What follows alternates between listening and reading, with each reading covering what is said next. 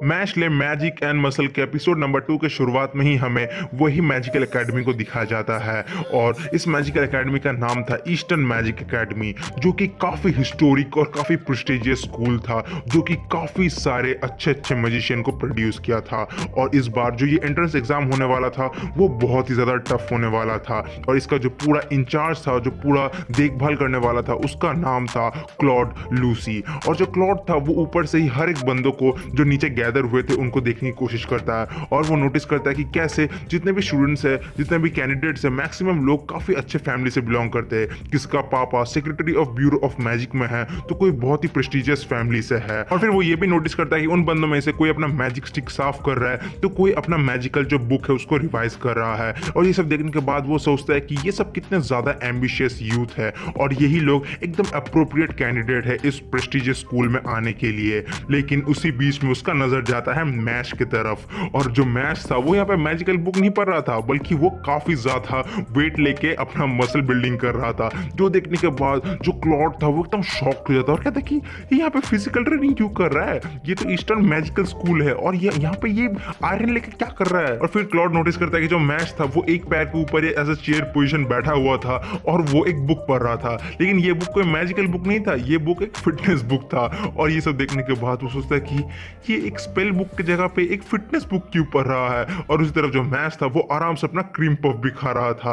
और फिर हमें दो बंदों को दिखाया जाता है जो कि बहुत ही अजीब तरीके से वहां पे छुपे हुए थे मैश के पीछे, और ये दोनों और कोई नहीं बल्कि मैश का पापा रे ग्रो और वही पुलिस ऑफिसर था। और ये सब देखने के बाद जो क्लॉड था वो एकदम होपलेस हो जाता है और कहता है कि छोड़ो इस गधे को, मुझे ऐसा लगता है कि ये पहला राउंड भी पास नहीं कर पाएगा। और उसके बाद रे ग्रो पुलिस से कहता है कि क्या तुम्हें लगता है कि हमारा प्लान काम करने वाला है। और फिर वो पुलिस वाला कहता है कि हाँ हाँ तुम चिंता मत करो, मैंने पूरा प्लानिंग ऑलरेडी करके रखा है, अभी बस हम लोग पीछे बैठते और पूरी चीज को एंजॉय करते हैं। और उसी तरफ जो मैच था वो कहता है कि मुझे कोई आइडिया नहीं है एग्जाम कैसे होने वाला है, लेकिन फिर भी मुझे इतना तो कॉन्फिडेंस है कि मैं पास तो हो ही जाऊंगा। और उसके बाद ही अचानक से पूरे जो क्राउड था उनको एक आवाज सुनाई देता है और वो आवाज था एक बंदे का जो कि उन्हें ग्रीट करता है और सबको एकदम सरप्राइज हो जाते हैं। और तभी उन सब कैंडिडेट्स के सामने एक बहुत ही बड़े से फायर स्टॉर्म के बीच से आता है क्लॉड। और फिर आते ही क्लॉड अपना आपको इंट्रोड्यूस कराता है और कहता है कि मैं ही तुम्हारा एग्जामिनेशन लेने वाला हूं।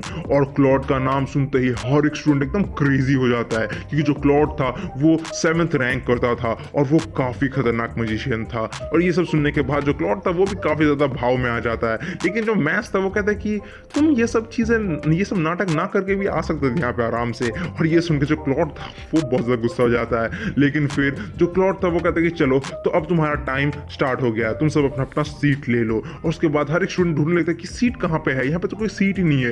लेकिन तो अभी क्लॉड अपना मैजिकल पावर यूज करता है और एकदम से जो डेस्क था वो अपीयर हो जाता है मानो कि वो एक स्प्रिंग हो। और फिर वो स्टूडेंट्स ऊपर देखते तो ऊपर से आता है क्वेश्चन पेपर और पेन जो कि एकदम से आकर डेस्क के ऊपर ही अटक जाता है। और ये सब देखने के बाद जितने भी बंदे सब और ज्यादा क्रेजी हो जाते हैं कि वाओ इसका कितना बढ़िया मैजिकल पावर है। लेकिन फिर भी जो मैच था वो कहता है कि तुम ये सब पहले ही करके रख सकते थे। जो सुनने के बाद जो क्लॉड था वो और भी ज्यादा गुस्सा हो जाता है। लेकिन फिर क्लॉड सोचता है कि ये जो एग्जाम है इसका पासिंग रेट सिर्फ 3% है, तो मुझे किसी भी हाल में नहीं लगता कि ऐसा कोई गधा बंदा इस एग्जाम को पास करने वाला है।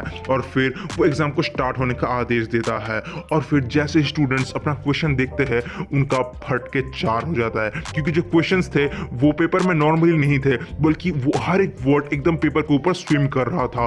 वो लोग अलग अलग डायरेक्शन में घूमे जा रहा था, जो देखने के बाद जितने भी स्टूडेंट्स थे वो सब एकदम पागल हो जाते हैं। वो लोग इस क्वेश्चन को पढ़ भी नहीं पा रहे थे। और तभी जो क्लॉड था वो बताता है कि ये जो क्वेश्चन है वो काफी ज्यादा इजी है, लेकिन उसके पहले तुम्हें इस क्वेश्चन के ऊपर जो मैजिक है उसको डिस्पेल करना होगा, तभी जाके ये क्वेश्चन ढंग से अरेंज होगा और तुम इसे सॉल्व कर पाओगे। और फिर हमें मैथ्स का सीन दिखाया जाता है। वो पहले थोड़ा सा कंफ्यूज था, लेकिन फिर वो उन लेटर्स से रिक्वेस्ट करता है कि प्लीज तुम लोग ऐसा मूव करना बंद करो। लेकिन जो लेटर्स थे वो तो अपना मैजिकल स्पेल की वजह से घूमे ही जा रहे थे। लेकिन उसके बाद ही मैश को थोड़ा सा गुस्सा आता है और वो पेन को लेता है और अपने हाथों से ही एकदम क्रश कर देता है। और उसके बाद वो फिर से उन लेटर्स की तरफ देखकर कहता है कि क्या तुम मूव करना बंद करोगे।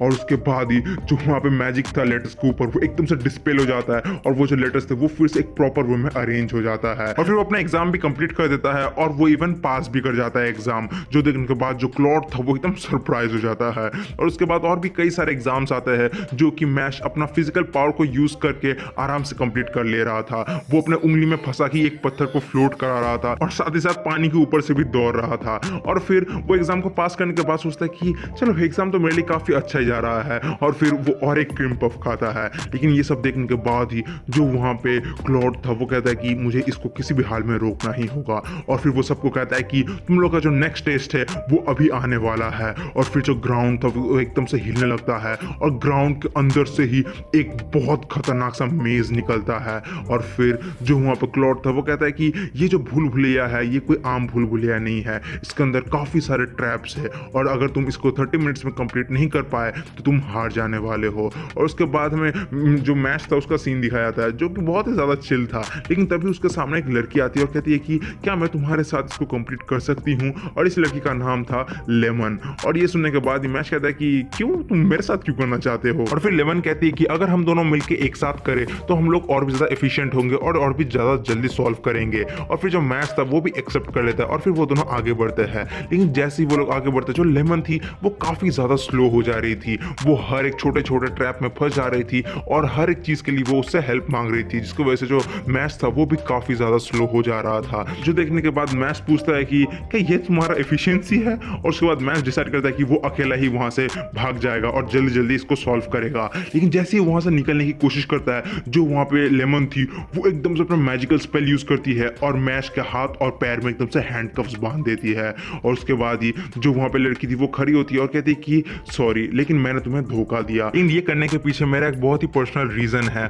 और उस रीजन को फुलफिल करने के लिए मुझे तुम्हें किसी भी हाल में रोकना ही होगा। और उसके बाद जो मैच था वो पूछता है कि अच्छा तो तुम्हारा रीजन क्या है। लेकिन जो लड़की थी वो कहती है कि नहीं, कुछ ज्यादा ही पर्सनल है तो मैं तुम्हारे साथ शेयर नहीं करने वाली। और उसके बाद ही जो मैच था वो सॉरी कहता है, और एक झटके में ही जो भी हैंडकफ्स था वो उसको तोड़ देता है, और कहता है कि मेरे पास भी एक पर्सनल रीजन है जिसकी वजह से मुझे किसी भी हाल में जीतना ही होगा। और वो एकदम वहां से भागने लगता है। और ये सब देखने के बाद जो लेमन थी वो एकदम शॉक्ड हो जाती है और कहती है कि मुझे किसी भी हाल में मैच को रोकना ही होगा। लेकिन तभी उसके पीछे से कुछ आवाज आता है, और जैसे ही लेमन पीछे घूम के देखती है वो देखता है कि उसके पीछे एक बहुत ही बड़ा सा स्पीनिक्स था।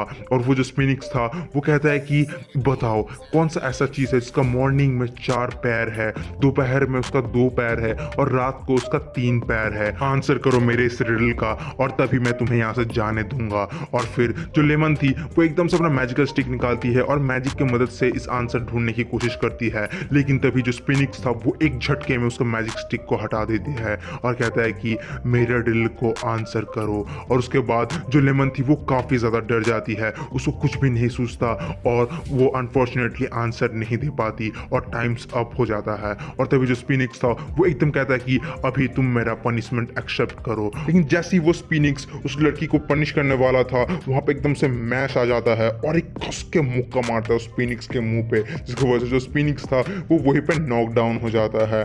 और उसके बाद जो वहां पे लड़की थी वो एकदम शॉक्ड हो जाती है और मैश से पूछता है कि क्यों तुम मेरे को वापस लेने क्यों आए हो, मेरे को बचाने क्यों आए हो। जो सुन के मैश कहता है कि मुझे लगा शायद तुम्हारा भी जो पर्सनल रीजन है वो मेरे जैसा ही है, और वो सोच के मुझे काफी ज्यादा बुरा फील हुआ। और उसके बाद जो लेमन थी वो कहती कि लेकिन अगर हम दोनों अभी मिलकर बाहर भी जाने की कोशिश करें हम लोग टाइम पे नहीं पहुंचेंगे। लेकिन जो मैच था वो कहता है कि तुम्हें क्या लगता है मैं यहाँ पे इतना जल्दी वापस कैसे आया। और फिर हमें बाहर का सीन दिखाया जाता है जहाँ पे काफी सारे स्टूडेंट्स ऑलरेडी उस मेज से बाहर आ चुके थे, और जो क्लॉड था वो काफी ज्यादा खुश हो रहा था क्योंकि उसे पता था कि जो लड़की उसने भेजा था, मतलब वो लेमन की बात कर रही है, और जितने भी स्पिनिक्स ट्रैप्स वगैरह फंसाया था उसके बाद जो मैच है वो कभी भी इसको कंप्लीट नहीं कर पाएगा। लेकिन तभी जितने भी स्टूडेंट्स थे उनको सबको एक बहुत ही खतरनाक आवाज सुनाई देता है, मानो कोई चीज टूट रहा है, और वो चीज और कुछ नहीं बल्कि दीवारें थे। जो मैच था वो शॉर्टकट लेता है और सामने जितना भी दीवार आता है सबको तोड़ तोड़ के एकदम से बाहर निकल जाता है, जो देखने के बाद सबको एकदम शॉक्ड हो जाता है। लेकिन जो क्लॉड था वो काफी ज्यादा डिसअपॉइंट हो जाता है। और गाइस वीडियो में आगे बढ़ने से पहले मैं बताना चाहता हूँ कि हमने एक नया इसेकाई एनिमे को स्टार्ट किया है जिसका नाम है डेथ माउंट डेथ प्ले, और ये इस सीजन का सबसे बेस्ट एनिमे है, तो उसको जरूर से चेकआउट करना। तो चलो अभी फिर से स्टोरी में वापस आते हैं। और जैसे ही मैच पूरे वॉल को तोड़ के एकदम बाहर आता है, जितने भी वहाँ पे स्टूडेंट्स थे सब कोई काफी ज्यादा गुस्सा हो जाता है उसके ऊपर, और सब कुछ उसको बच्चे चिल्लाने लगते हैं कि तुमने चीटिंग किया है इसलिए तुम अपने घर जाओ, go back cheater, go back, go home, ऐसे करके सबको चिल्लाने लगता है। और उधर जो मैच था वो भी एग्री करता है कि हाँ मैंने थोड़ा बहुत चीटिंग तो किया ही है। लेकिन तो भी जो लेमन थी वो ये पूरा सिचुएशन देखने के बाद डिसाइड करती कि वो सारा सच उगल देगी। और उसके बाद वो जैसी बताने जाती है कि ये मैश का बिल्कुल भी गलती नहीं है, जो क्लॉड था वो उसको एकदम से चुप करने के लिए कहती है, नहीं तो वो काफ़ी ज़्यादा रिग्रेट करने वाली है। लेकिन फिर भी जो लेमन थी वो सारा कुछ बता देती है कि कैसे क्लॉड ने ही उसको बताया था कि अगर वो मैश को रोक लेता है और मैश को फिनिश होने से पहले ही उसको वहीं पे फंसा के रखती है तो क्लॉड लेमन को चांस दे देगी इस एकेडमी में आने के लिए। और ये सब सुनने के बाद जो क्लॉड था उसका फट जाता है, लेकिन उसके पास कोई ऑप्शन नहीं रहता और वो भी एक्सेप्ट कर लेता है। और वो कहता है कि ये मेरा एग्जाम है और मैं अगर चाहूँ तो मैं किसी को भी रोक सकता हूँ, मैं किसी भी स्टूडेंट को फेल करा सकता हूँ। और फिर जो क्लॉड था वो मैश और लेमन को फेल करा देता है और कहता है कि अगर तुम्हें कोई भी शक है तो आओ मेरे साथ मुकाबला करो। और तभी जो मैश था वो एकदम जाता है और जो क्लॉड का मैजिकल स्टिक था उसको वहीं पे तोड़ देता है, जो देखने के बाद सबको एकदम सरप्राइज हो जाता है। लेकिन तो भी इस पूरे बवंडर को रोकने के लिए वहां पे आता है हेडमास्टर, और हेडमास्टर आके सबको चुप रहने को कहता है और कहता है कि इसके बाद जो इंटरव्यू राउंड होगा वो मैं लूंगा। और वो क्लॉड से ये भी कहता है कि क्लॉड मैं तुमसे बाद में बात करूंगा, जो सुनकर क्लॉड का हालत खराब हो जाता है। और उसके बाद हेडमास्टर वेलबर्ग इंटरव्यू प्रोसेस स्टार्ट करते हैं। वो सबसे पहले मैश को एक बहुत ही बड़े हॉल में टेलीपोर्ट करते हैं, जहां पे वो पहले तो बेसिक क्वेश्चन पूछते हैं, लेकिन फिर वो पूछते हैं कि क्या तुमने सच्ची में एक लड़की का जान बचाया था उस मेज के अंदर, ये जानते हुए भी तुम अपना एग्जाम फेल कर जाने वाले हो। और जो मैश था वो कहता है कि हाँ मैंने उसका जान बचाया था, क्योंकि अगर मैं उसका जान नहीं बचाता तो मैं काफी रिग्रेट करता। और ये सब सुनने के बाद जो वेलबर्ग था वो हंसने लगता है, कहता है कि मैश तुम कोई भी डिसीजन लेने के पहले सोचते नहीं हो और ये तुम्हारा बहुत ही बड़ा कमजोरी बन सकता है, क्योंकि जस्ट सोचो जिस क्रीचर के अगेंस्ट में तुम लड़ने जा रहे हो, अगर वो तुमसे भी ज्यादा स्ट्रॉन्गर निकले तो तुम क्या करने वाले हो। और उसके बाद जो वेलबर्ग था वो अपना मैजिकल पावर दिखाता है, जो देखने के बाद जो बाकी के वहां पे टीचर्स थे वो सब एकदम कांपने लगते हैं, क्योंकि ये जो पावर था ये कुछ ज्यादा ही खतरनाक था। इस मैजिक में एक डॉल को नीचे सुलाया जाता है और उसके ऊपर से एक चाकू एकदम नीचे आते जाता है। और फिर जो वेलबर्ग था वो एक्सप्लेन करता है कि कैसे जो अभी मैश है वो जिस बंदे को सबसे ज्यादा पसंद करता है, जिसको सबसे ज्यादा प्यार करता है, उसका जो सोल है वो अभी इस डॉल के अंदर आ चुका है। और उसी तरफ हमें दिखाया जाता है जो रेग्रो था उसका आत्मा इस डॉल के अंदर आ जाता है और वो वहीं पे बेहोश हो जाता है। और फिर जो वेलबर्ग था वो बताता है कि अगर वो इस नाइफ को नहीं रोक पाया और ये अगर इस डॉल के अंदर चला गया तो जो यहाँ पे असली आदमी है वही खत्म हो जाने वाला है। जो सुनने के बाद जो मैश था वो एकदम नाइफ को तोड़ने की कोशिश करता है, उसको घूसा मारता है, लेकिन जो मैश था उसका हाथ ही एकदम से ब्लीड करने लगता है। और उसके बाद जो मैश था वो सोचता है कि जो वेलबर्ग है वो ज्यादा देर तक अपना मैजिक को कंटिन्यू नहीं कर पाएगा और इसीलिए वो अपना हाथ लेता और डायरेक्टली नाइफ के नीचे रख देता और उसको रोकने की कोशिश करता है, जो देखने के बाद हर कोई काफी ज्यादा शॉक हो जाता है। और साथ ही साथ जो वेलबर्ग था वो काफी ज्यादा इंप्रेस भी होता है। और उसके बाद जो हेडमास्टर था वो अपना मैजिकल पावर को रोक लेता है और साथ ही साथ वो अपोलोजाइज करता है और कहता है कि मुझे किसी को भी कोई भी हार्म करने का इंटेंशन नहीं था, मैं तो बस तुम्हें टेस्ट कर रहा था। और उसी तरफ हमें दिखाया था जो रेग्रो था वो भी एकदम जाग जाता है। और फिर जो मैश था वो कहता है कि अपोलोजाइज करने की कोई जरूरत नहीं है सर, क्योंकि अगर सच्ची में मुझे आपके साथ लड़ाई करना होता तो मैं अब तक आपको एक घूसे से ही नॉकआउट कर देता। और ये सब सुनने के बाद ही जो वेलबर्ग था उसको कुछ रियलाइज होता है और वो मैश को स्कूल में एडमिशन करा देता है। और फिर सीन शिफ्ट होता है और हमें मैश का पहला क्लास दिखाया जाता है, जहाँ पे जो टीचर थी वो उसको मैजिकल पावर से कैसे एक लॉक को खोलना वो सिखाती है, लेकिन जो वहाँ पे मैश था वो तो अपने पावर से ही उस लॉक को तोड़ देता है, जो देखने के बाद जो टीचर थी उसके ऊपर बहुत ज्यादा गुस्सा हो जाती है। लेकिन उसी तरफ जो उसके साइड में एक क्लासमेट बैठा था वो काफी ज्यादा डर जाता है मैश से, और जैसे ही वो अपने रूम में वापस जाता है वो बस यही एक्सपेक्ट करता है कि ये जो मेरे पास में बंदा बैठा था वो मेरा रूममेट नहीं होना चाहिए। लेकिन जैसे वो अपने रूम के पास जाता है वो देखता है कि कैसे उसका गेट ही नहीं है रूम का, और हाँ तुमने सही गेस किया, मैश ने उसका गेट ही तोड़ दिया है और मैश ही उसका रूममेट है। जो देखने के बाद वो लड़का थोड़ा तो घबरा जाता है, लेकिन फिर वो लोग अपने आप को इंट्रोड्यूस करता है और ये जो लड़का है इसका नाम है फिन। और फिर जो फिन है वो पूछता है कि तो देखो तुम तो एक नए स्टूडेंट हो तो तुम बताओ अगर तुम्हें कुछ भी जानना है। और जो मैश है उसने सबसे पहला चीज यही पूछता है कि यहाँ पे सबसे बेस्ट स्टूडेंट कैसे बन सकते हो, मतलब तुम डिवाइन विशनरी कैसे बन सकते हो। और फिर वो बंदा एक्सप्लेन करने लगता है कि कैसे तुम अपने परफॉर्मेंस के ऊपर कॉइन्स मिलता है, गोल्ड, सिल्वर, ब्रॉन्ज, और अगर तुम ना अपना कॉइन्स कलेक्ट करते हो गोल्ड कॉइन तो तुम बनने वाले हो। लेकिन फिर वो बहुत ज़्यादा टफ होता है क्योंकि हर एक सेमेस्टर में ही तुम्हें एग्जामिन किया जाता है, और अगर तुम किसी में भी फेल हो गए तो तुम्हें केयर नहीं करेगा कि तुमने कितना गोल्ड कॉइन कमाया है, तुम्हें बस बाहर निकाल देंगे कॉलेज के। और ये सुनने के बाद ही जो मैच था उसका फट जाता है, लेकिन फिर वो आता है और फिन को एक क्रीम पफ देता है और फिर दोनों क्रीम पफ खाने लगता है और आराम से चिल करने लगता है। और इसी के साथ ये एपिसोड खत्म होता है। तो गाइस मिलता है अगले एपिसोड में, till then bye bye, stay safe.